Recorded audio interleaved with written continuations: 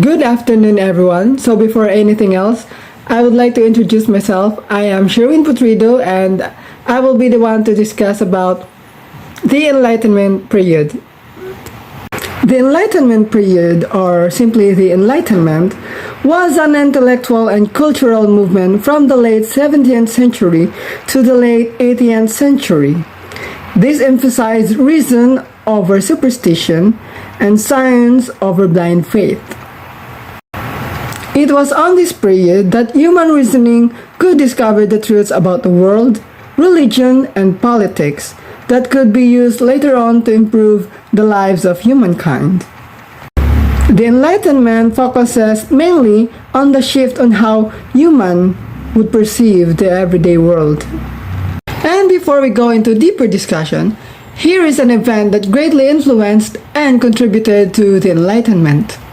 In 1755, on All Saints' Day, a huge earthquake struck Lisbon, Portugal, killing thousands of people, many from a tsunami that followed after the quake.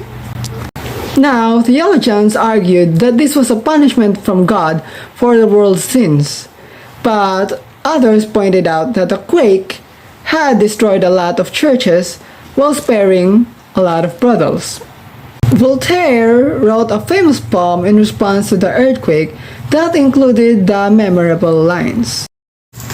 As the dying voices call out, will you dare respond to this appalling spectacle of smoking ashes with?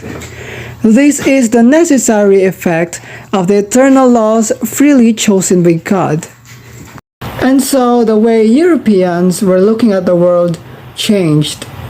The Enlightenment was thriving. And moving on, the Enlightenment is divided into three parts, namely the early Enlightenment period, the high Enlightenment period, and the late Enlightenment period.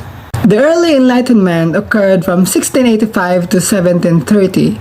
It's an important 17th century precursor that included the Englishman Francis Bacon and Thomas Hobbes, the Frenchman René Descartes and others, and the key natural philosophers of the scientific revolution, including Galileo Galilei, Johannes Kepler, and many more. Its roots are usually traced to 1680s in England, where in the span of 3 years, Isaac Newton published his Principia Mathematica in 1686, and John Locke in his Essay Concerning Human Understanding in 1689. These two works that provided the scientific, mathematical, and philosophical toolkit for the Enlightenment's major advances. John Locke, a prominent 17th century English philosopher, known as the father of liberalism, shaped the modern understanding of identity and self when he introduced the concept of tabula rasa, or the blank state. John Locke argued that human nature was mutable and that knowledge was gained through accumulated experience rather than by accessing some sort of outside truth.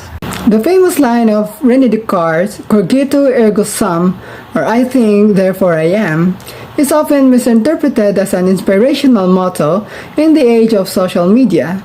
The quote is actually an idea that all beliefs are subject to doubt.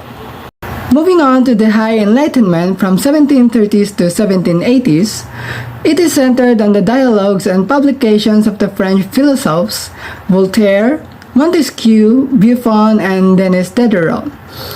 The signature publication of the period was Denis Diderot's Encyclopedia from 1751 to 1777, which brought together leading authors to produce an ambitious compilation of human knowledge. The High Enlightenment period was an age of enlightened despots like Frederick the Great, who unified, rationalized, and modernized Prussia in between brutal multi-year wars with Austria, and of enlightened would-be revolutionaries like Thomas Paine and Thomas Jefferson, whose Declaration of Independence in 1776 framed the American Revolution in terms taken from Locke's essays. This was also a time of change with respect to religious ideas.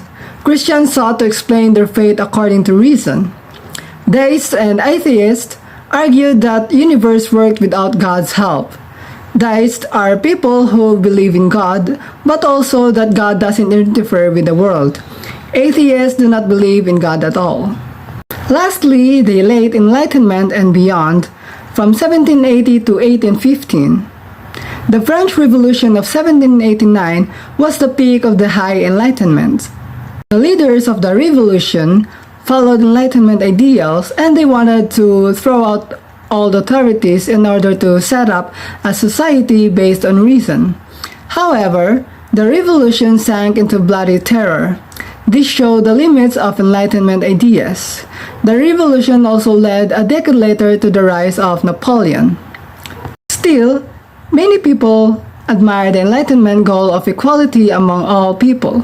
For example, it influenced the early feminist Mary Wollstonecraft, who argued for equality of men and women. The Enlightenment inspired the Haitian War of Independence against France.